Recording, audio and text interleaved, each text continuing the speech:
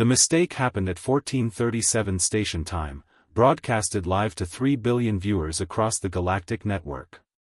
Commander Thrall 9 of the honored Vulcan Empire stood on the Peace Summit stage, his ceremonial armor gleaming.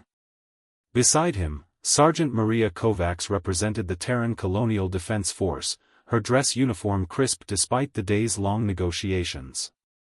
The dispute was trivial, a trade route disagreement.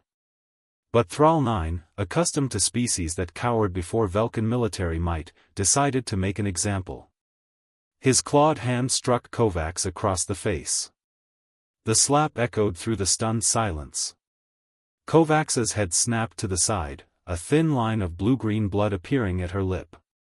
Ambassador Quellis of the Harmony Collective gasped, his translator struggling to convey his horror. He struck a human. A trained human soldier. From a death world. 1 second passed.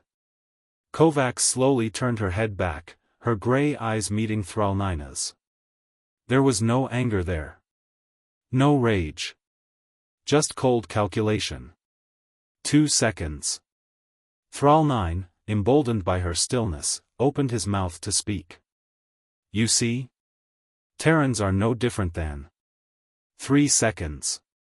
Kovacs moved. Her species had evolved dodging predators that could run 70 kilometers per hour. Her ancestors had hunted megafauna with nothing but sharpened stones and patience. She'd trained in 4 different martial systems and survived combat on 2 separate worlds where the atmosphere tried to kill her.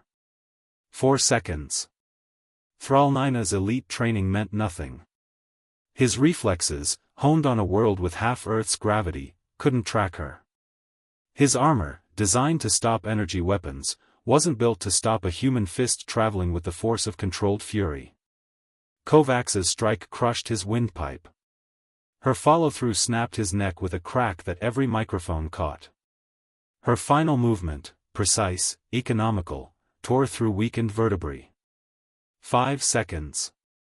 Thrall 9's head tumbled from his shoulders, hitting the stage with a wet thud. His body followed a moment later, green ichor pooling across polished stone. The chamber erupted into chaos. Security forces froze, unsure whether to intervene. Kovacs stood calmly, blood on her knuckles, watching the Vulcan delegation with predatory stillness. Ambassador Quellis was the first to speak, his voice shaking. By the first suns, the humans warned us. They specifically warned us. The Vulcan second commander trembled, his hand hovering near his weapon but not drawing it. She murdered a flag officer. During peace talks. He assaulted her first, Quellis corrected, pulling up the recording. Galactic law is clear. She defended herself. In 5 seconds? Would you prefer she'd taken longer? Kovacs spoke for the first time, her voice eerily calm. On Earth, we learn early, never start fights. But if someone strikes you? End it.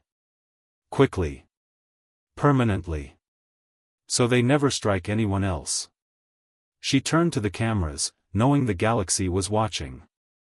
Let this be a lesson. Humans didn't reach the stars by being soft. We climbed from a world that tried to kill us every single day. We domesticated wolves into companions. We turned poison into medicine. We stared into the void and built ships to explore it. Kovacs looked directly at the Vulcan delegation. Your commander thought a slap would humiliate me. Instead, he taught the galaxy what happens when you mistake human restraint for weakness. She walked off the stage, leaving Thrall 9's corpse as a monument to arrogance. Within hours, the recording went viral. 57 species revised their first contact protocols regarding humans.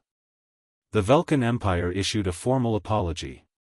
And Sergeant Maria Kovacs became the woman who reminded the galaxy why you never, ever strike a Deathworlder.